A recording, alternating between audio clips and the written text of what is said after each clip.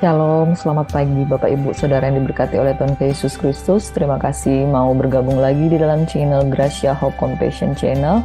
Biarlah kita mau merenungkan berita yang penuh dengan anugerah pengharapan dan belas kasihan Tuhan yang senantiasa tersirat di dalam setiap firman Tuhan. Kiranya memberkati setiap kita sehingga setiap kita yang lemah dikuatkan, setiap kita yang berbeban berat akan memperoleh kekuatan oleh karena pengenalan akan firman-Nya yang memberikan kemerdekaan dalam hidup kita. Mari sama-sama kita berdoa. Bapa, terima kasih sebab kami bangun dengan tubuh yang sehat diberkati. Kami menyembah Allah yang hidup, kami menyembah Allah yang penuh dengan kuasa, kami menyembah Tuhan yang penuh dengan otoritas. Engkau Yesus yang telah mati, Engkau yang masuk dalam kerajaan maut, mengambil kunci kerajaan maut. Engkau bangkit, Engkau menang, Engkau memiliki otoritas, Engkau naik ke surga, duduk di sebelah kanan Allah Bapa, dan memerintah bersama-sama sebagai Raja di atas segala raja. Dan kami berpegang kepada Raja yang penuh dengan kuasa. Oleh sebab itu kami tidak takut, kami tidak khawatir. Oleh karena kemenangan Engkau sediakan bagi setiap orang yang sungguh percaya kepadamu. Biarlah setiap yang lemah dikuatkan, setiap yang berbeban berat diberikan kelegaan. Oleh karena firman-Mu, oleh karena pengenalan akan Engkau Tuhan, kami beroleh kekuatan baru. Dalam nama Yesus Kristus, kami siap merenungkan firman. Haleluya, terpujilah Tuhan. Amin. Shalom sekali lagi Bapak Ibu Saudara yang diberkati oleh Tuhan Yesus Kristus. Kita akan membaca dan merenungkan firman Tuhan dengan terus memperdalam ayat-ayat yang sudah kita bacakan di dalam Matius 16, khususnya di ayat yang ke-18. Mari kita buka firman Tuhan bersama-sama. Pagi hari ini saya memberikan topik alam maut tidak dapat menguasainya. Sebab Yesus telah berjanji, aku akan mendirikan gerejaku di atas Petrus, batu karang yang teguh, di atas pengajaran para rasul dan para nabi, dan batu karang itu adalah Kristus sendiri. Bapak Ibu Saudara yang diberkati oleh Tuhan kita Yesus Kristus, apabila Tuhan berfirman alam maut tidak dapat menguasainya, artinya benar-benar alam maut tidak dapat menguasainya, sebab bukan kita berpegang kepada manusia. Kita tidak berpegang kepada manusia, sebab ketika manusia berjanji belum tentu dia menggenapi. Sebab ketika manusia berjanji belum tentu apa yang dia ucapkan itu sesuai dengan apa yang dia janjikan. Tetapi firman Tuhan ya dan amin. Dan Tuhan yang kita sembah adalah Tuhan yang kuat, Dia Tuhan yang perkasa, bahkan Dia adalah pencipta seluruh isi bumi ini. Sebab itu jangan takut, jangan khawatir. Apa yang difirmankannya pasti akan digenapi. Alam maut tidak dapat menguasainya, itu janji firman Tuhan. Di dalam firman Tuhan yang sudah kita renungkan sepanjang minggu ini, kita perdalam, kita perkuat oleh karena pengenalan akan firman, itulah yang akan memerdekakan kita. Ayat 17, berbahagialah engkau Simon bin Yunus, sebab bukan manusia yang menyatakan itu kepadamu, melainkan Bapa-Ku yang di sorga. Dan aku pun berkata kepadamu, engkau adalah Petrus, dan di atas batu karang ini, aku akan mendirikan jemaatku, dan alam maut tidak akan menguasainya.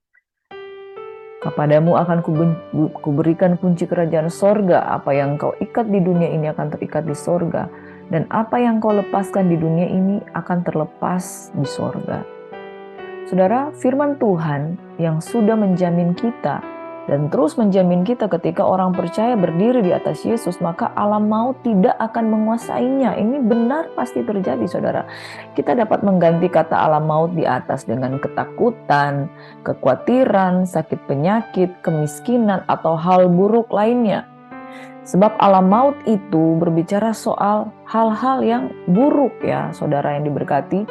Dan di dalam Matius 22 ayat 13, lalu kata raja itu kepada hamba-hambanya, ikatlah kakinya dan tangannya dan campakkanlah orang itu ke dalam kegelapan yang paling gelap, di sanalah akan terdapat ratap dan kertak gigi. Alam maut itu berbicara soal kegelapan, saudara, di mana kegelapan itu merupakan kegelapan yang paling gelap. Memang di sana ada api. Api itu terang, api itu neraka. Api itu ada nyala, tetapi api di dalam neraka bukan seperti terang yang ada yang kita lihat lampu, lighting dan lain sebagainya. Itu api di dalam kebakaran bukan sesuatu yang nyaman untuk kita berada di sana, saudara. Alam maut menggambarkan tentang keadaan neraka. Alam maut menerangkan tentang keadaan yang tempat penghukuman, tempat penghakiman orang-orang yang menolak Kristus selama hidupnya. Neraka itu ada, saudara. Kalau hari ini kita tidak percaya neraka itu ada, tunggu nanti sampai kita mati. Dan ternyata neraka itu memang ada.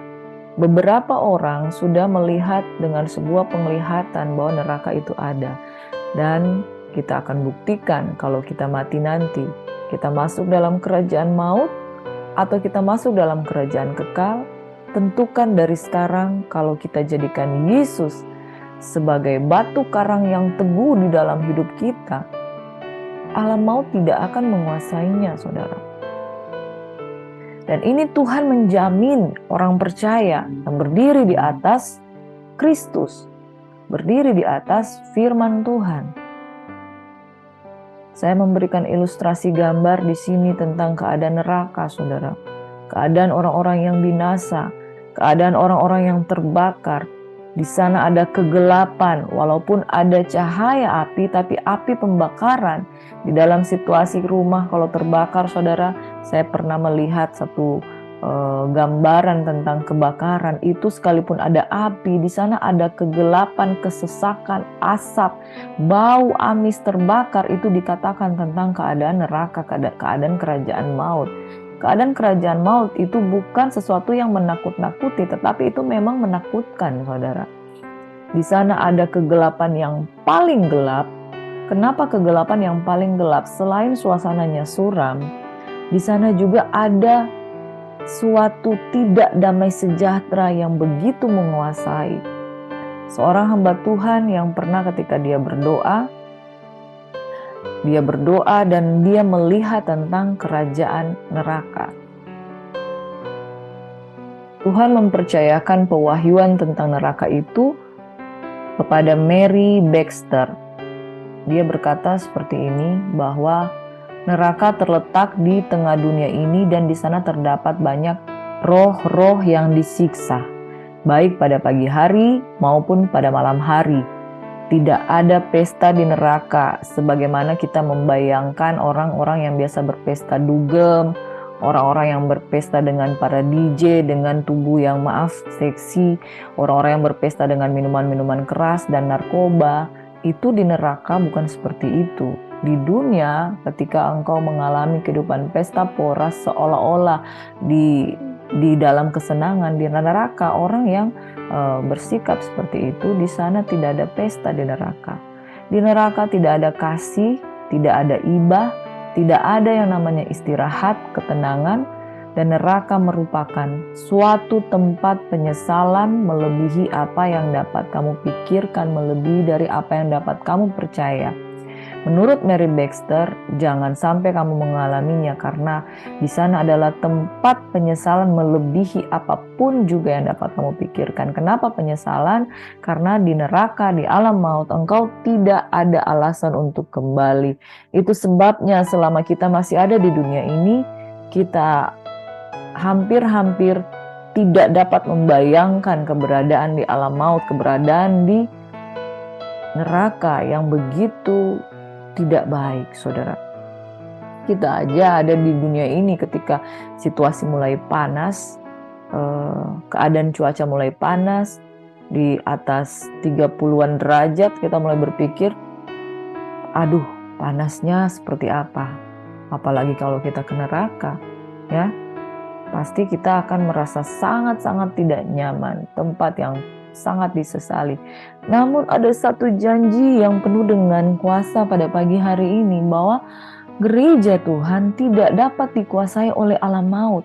Menarik bukan, saudara? Gereja tidak dapat dikuasai oleh alam maut. Dan patut kita berbangga dan patut kita terus mengenali Yesus. Ketika kita berdiri di atas dasar batu karang yang benar, batu karang yang teguh, sekalipun engkau mengalami ujian di dalam kehidupanmu, janji Tuhan, Allah mau tidak akan menguasai kehidupan kita. Amin. Sungguh kita bersuka cita akan janji Tuhan.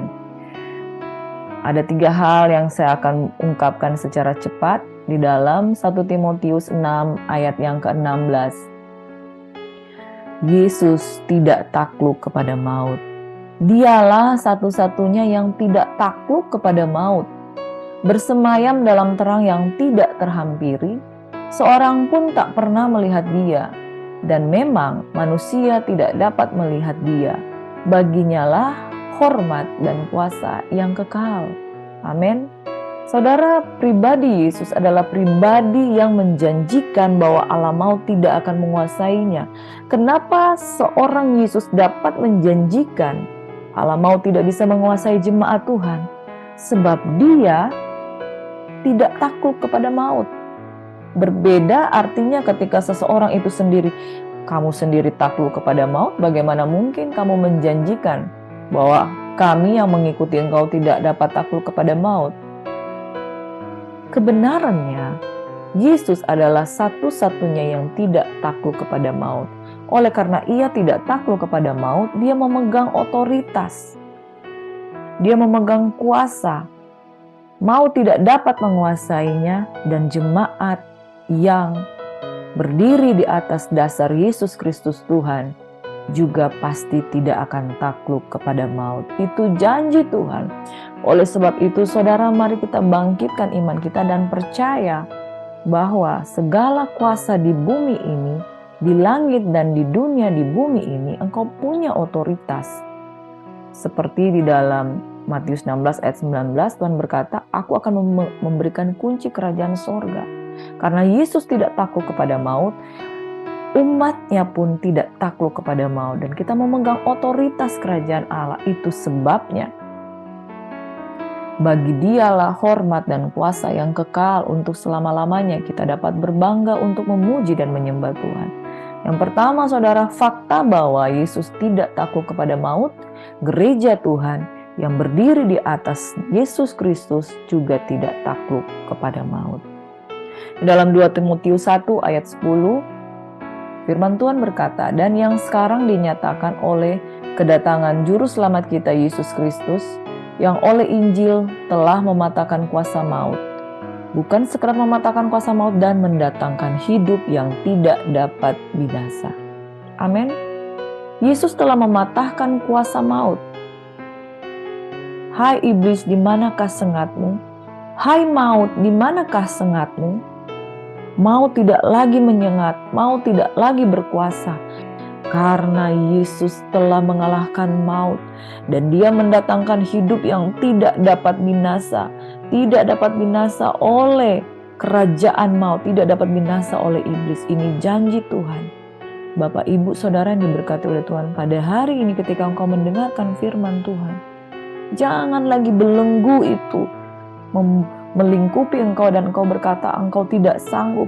Jangan lagi belenggu sakit penyakit yang berkata kalau sebentar lagi aku pasti mati, aku binasa. Jangan berkata seperti itu, saudara. Hari ini ketika engkau dikuasai oleh ketakutanmu, patahkan ketakutanmu dalam nama Yesus. Kita memang semua bisa mati secara tubuh, tapi hidup kita akan mengalami kekekalan dalam hidup yang tidak dapat binasa. Ingat, Yesus telah mematahkan kuasa maut dan mendatangkan hidup yang tidak dapat binasa. Jangan hanya karena persoalan hutang. Jangan kita kalah hanya gara-gara persoalan penyakit. Jangan kita kalah mungkin karena suami kita belum bertobat. Suami kita diambil kuntilanak yang tidak kita kenal. Ada pelakor-pelakor berkeliaran di sekitar kita, lalu kita mulai merasa hancur. Kita mulai merasa hampa, kita mulai merasakan kalah.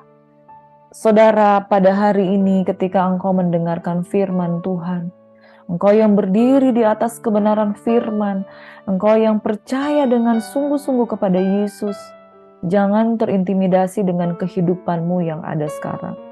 Dosa memang menguasai orang-orang yang tidak mengenal Tuhan. Apabila hari ini posisimu sebagai seorang istri, sebagai seorang ibu, suamimu masih mengalami kekalahan, diikat oleh roh perjinahan, diikat oleh roh perselingkuhan, lalu engkau mulai rasa terintimidasi, engkau mulai merasa kalah, dan engkau mulai merasa sayang diri.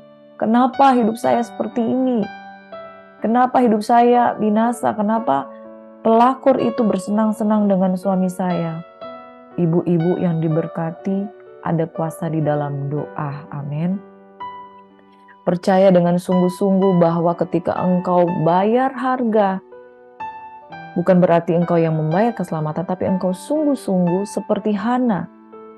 Hana di dalam 1 Samuel itu dihina oleh Penina. Penina itu adalah madu dari suaminya yang bernama Elkana. Seorang wanita yang merasa teraniaya, doanya itu didengar oleh Tuhan. Baca saudara di dalam 1 Samuel pasal 1, bagaimana Hana ketika dia berdoa dengan sungguh-sungguh, doa dari orang yang teraniaya tetapi dia berdiri di atas dasar iman kepada Allah Bapa di surga, Tuhan yang menjawab doanya.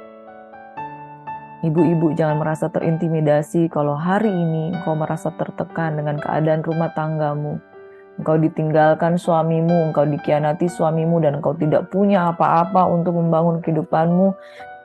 Di dalam 2 Raja-Raja 4, seorang janda ditinggal mati oleh suaminya yang ada hamba Tuhan, dan dia ditinggalkan dengan penuh banyak hutang.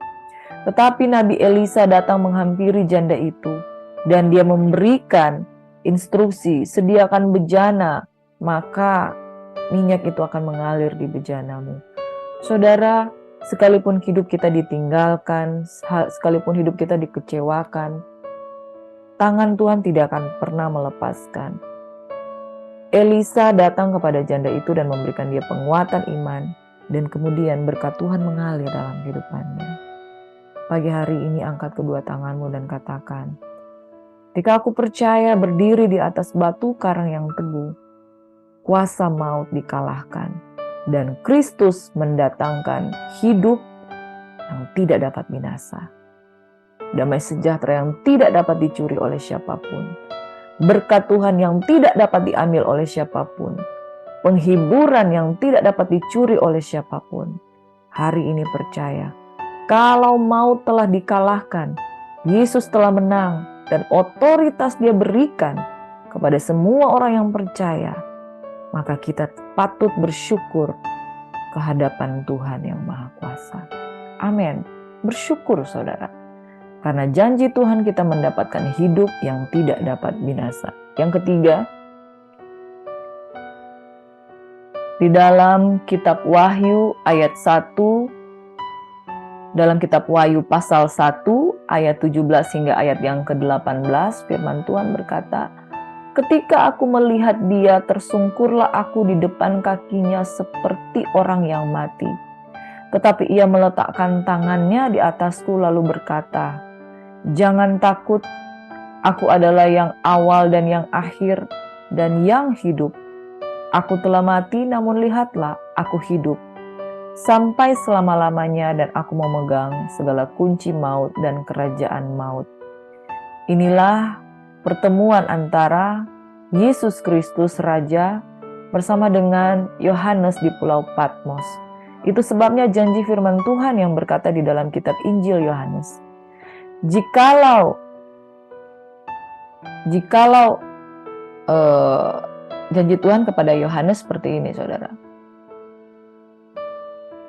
Di ayatnya tercatat Yohanes 21 ayat 22, jawab Yesus, "Jikalau aku menghendaki supaya ia tinggal hidup sampai aku datang, itu bukan urusanmu, tetapi engkau ikutlah aku." Itu perkataan Yesus tentang murid yang dikasihi. Saya baca lagi dari ayat yang ke-21. Ketika Petrus melihat murid yang dikasihi, dan murid itu adalah Yohanes. Ia berkata kepada Yesus, "Tuhan, apakah yang akan terjadi dengan dia ini? Apakah yang akan terjadi dengan Yohanes ini?" Jawab Yesus, "Jikalau aku menghendaki sampai ia tinggal hidup sampai aku datang, itu bukan urusanmu, tetapi engkau ikutlah aku. Dan ini tergenapi di dalam kitab Wahyu 1 ayat 17 dan 18. Benar-benar Tuhan datang sebagai Raja yang berkuasa. Dia datang di dalam penyataan wahyu bagi Yohanes. Yesus datang sebagai Raja dengan matanya seperti nyala api yang menghanguskan. Lalu ketika Yohanes melihat dia di Pulau Patmos, tersungkurlah dia di depan kakinya sama seperti orang yang mati. Kenapa saudara? Sebab dia adalah terang yang sesungguhnya tidak terhampiri. Tetapi ketika Yesus meletakkan tangan kanannya di atas Yohanes, lalu ia berkata, "Jangan takut. Aku adalah Alfa dan Omega dan yang hidup. Aku telah mati, namun lihatlah aku hidup sampai selama-lamanya. Dan aku memegang segala kunci kerajaan maut, segala kunci maut." Bapak, Ibu, Saudara yang diberkati oleh Tuhan kita Yesus Kristus. Jikalau aku menghendaki dia tetap hidup sampai aku datang, itu tergenapi di dalam kehidupan Yohanes. Karena Yesus datang bukan seperti seorang tabib dan guru yang mereka kenal pada waktu mereka hidup sebagai murid Kristus dan para rasul. Dia datang kepada Yohanes di Pulau Patmos untuk menitipkan pewahyuan tentang kerajaan surga dan tentang akhir zaman. Dan inilah pengenapan janji Tuhan, bahwa sesungguhnya Yesus yang sudah dimuliakan, Yesus seperti apa yang dia ungkapkan di dalam firman Tuhan. Alfa dan Omega, yang awal dan yang akhir. Dia adalah pencipta, Allah Tritunggal yang Maha Kudus. Dia juga yang akan mengakhiri kehidupan yang ada di dunia ini, bahkan kerajaan Yerusalem baru. Dia yang punya kuasa, dia yang hidup. Dia yang selama-lamanya memegang kunci kerajaan maut. Saudara, sedangkan kunci surga dia yang pegang, apalagi kunci kerajaan maut. Pencipta langit dan bumi yang memegang kunci kerajaan surga. Saya punya rumah, dan rumah itu ada di dalam penguasaan saya selama saya memegang kunci. Rumah itu ada di dalam penguasaan saya selama ada kunci. Saya yang mengizinkan siapa yang boleh masuk, saya yang mengizinkan siapa yang tidak boleh masuk. Dan saya yang mengizinkan bahwa seluruh rumah ini hanya bisa disentuh oleh saya dan semua orang yang saya kehendaki. Saya memiliki beberapa kamar di dalamnya, dan hanya atas izin saya, siapa yang boleh masuk ke dalam kamar itu dan menempati kamar itu dan tinggal di sana. Saya yang punya otoritas untuk berkata, jangan lakukan ini, jangan lakukan itu di dalam rumah saya. Demikian pula sekarang, Tuhan Yesus yang memegang kunci kerajaan maut dan memberikannya kepada jemaat atau gereja Tuhan. Otoritas Tuhan ada pada dia, ada padanya, dan bagi jemaat, hanya bagi yang berdiri di atas batu karang yang teguh. Kepadamu, Tuhan berikan otoritas. Tuhan Yesus memberkati kita semuanya, Bapak Ibu Saudara yang diberkati oleh Tuhan kita Yesus Kristus. 1 Yohanes 3 ayat 14. Kita tahu bahwa kita sudah berpindah dari dalam maut ke dalam hidup, yaitu karena kita mengasihi saudara kita. Barang siapa tidak mengasihi, ia tetap di dalam maut. Dasar yang teguh Yesus Kristus Tuhan, yaitu firman-Nya yang luar biasa, memiliki dasar yang kuat, yaitu kasih. Oleh karena kasih, firman-Nya segala-galanya firman-Nya tentang kasih, dan karena kasih, maut tidak berkuasa atas kita. Dan barang siapa tidak mengasihi, tetap ia ada di dalam maut. Oleh sebab itu, tinggallah di dalam kasih, kasih yang menguasai kita, dan alam maut tidak akan menguasai kita. Pagi hari ini saudara, kalau engkau mengalami kepahitan hati, kalau engkau tidak bisa mengampuni, engkau tidak bisa mengasihi, engkau punya banyak pertimbangan untuk hidup berdampingan dengan orang lain yang menyakiti hatimu. Sesungguhnya engkau tidak mengenal Tuhan. Engkau tidak mengenal firman-Nya. Mari bertobat dengan sungguh-sungguh dan belajar apa itu kasih, supaya alam maut tidak berkuasa atasmu. Orang yang berdiri di atas dasar firman Tuhan, berdiri di atas dasar kasih, alam maut pun tidak akan menguasainya. Terima kasih, Tuhan Yesus memberkati. Mari kita bersama-sama kita bawa kehidupan kita di dalam doa. Bapa di surga, di dalam nama Tuhan Yesus Kristus, kami berdoa pagi hari ini setiap umat-Mu yang mendengarkan sabda firman-Mu Tuhan, diberkati di dalam roh takut akan Tuhan. Pengenalan yang benar bahwa Yesus telah menang, Yesus telah mengalahkan maut, Yesus telah memegang kunci kerajaan maut, dan Yesus yang merupakan Alfa dan Omega, Tuhan yang hidup, adalah Tuhan yang penuh dengan kuasa. Aku berdoa, pada pagi hari ini, otoritas kerajaan sungguh-sungguh kami terima dalam nama Yesus. Otoritas mengalahkan maut, otoritas untuk memperkatakan kuasa Tuhan, otoritas untuk tidak hidup dikuasai oleh maut. Kami tidak dikuasai oleh maut, kami tidak dikuasai oleh sakit penyakit, kami tidak dikuasai oleh penderitaan. Pada zaman ini, kami tidak dikuasai oleh serangan-serangan kuasa kegelapan. Tapi kalaupun Engkau izinkan ujian yang datang Tuhan, Engkau berikan kami kemenangan karena Yesus adalah jawaban. Pagi hari ini kami berdoa untuk yang sakit disembuhkan. Pagi hari ini kami berdoa untuk yang berbeban berat diberikan kelegaan. Bahkan aku mau berdoa untuk bersyafaat untuk keadaan bangsa kita. Mari sepakat berdoa, di mana Presiden Jokowi mengatakan sudah ada 17 kepala negara, kepala pemerintahan yang akan hadir pada pertemuan KTT G20 di Bali. Kita berdoa agar KTT G20 yang akan diselenggarakan tanggal 15 dan 16 November ini berjalan aman dan lancar sesuai dengan susunan acara yang dibuat. Dalam nama Tuhan Yesus Kristus, Engkau mempermuliakan hamba-hamba-Mu Tuhan yang terlibat di dalam acara KTT, karena pemerintah adalah wakil rakyat. Engkau berkati Tuhan, bahkan keamanan terjadi Tuhan bagi setiap kepala-kepala negara yang akan hadir. Mari kita juga berdoa untuk pemberlakuan PPKM level 1 di seluruh Indonesia yang akan menekan laju kenaikan kasus COVID-19. Mari kita berdoa supaya masyarakat tidak abai terhadap prokes karena pandemi. Dan kita berdoa kita tidak dikuasai kekhawatiran, namun kita berdoa kita mengalami kekuasaan yang daripada Tuhan. Tuhan memberkati dan melindungi keluargamu, dijauhkan dari sakit penyakit dalam nama Yesus. Kita juga berdoa untuk pemerintah yang sedang serius mengusut isu perang bintang di tubuh Polri, di mana para jenderal Polri yang saling membuka kartu truf masing-masing.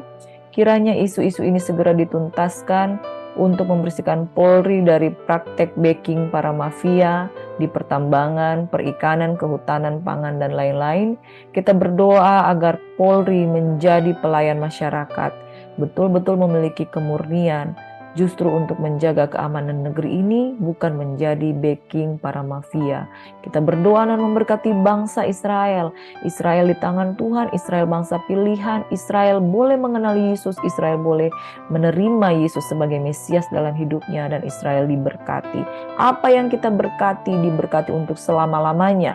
Di dalam nama Yesus, kita juga berdoa untuk anggota HIM yang ada di Italia, Amerika, Kanada, dan Filipina. Tuhan Yesus memberkati agar menjadi berkat di wilayah mereka masing-masing.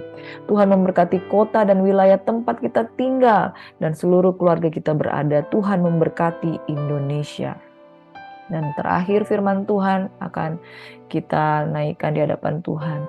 Tuhan memberkati dan melindungi bangsa dan negara Indonesia. Tuhan menyinari dengan wajah-Nya dan memberikan kasih karunia. Tuhan menghadapkan wajah-Nya dan memberikan damai sejahtera.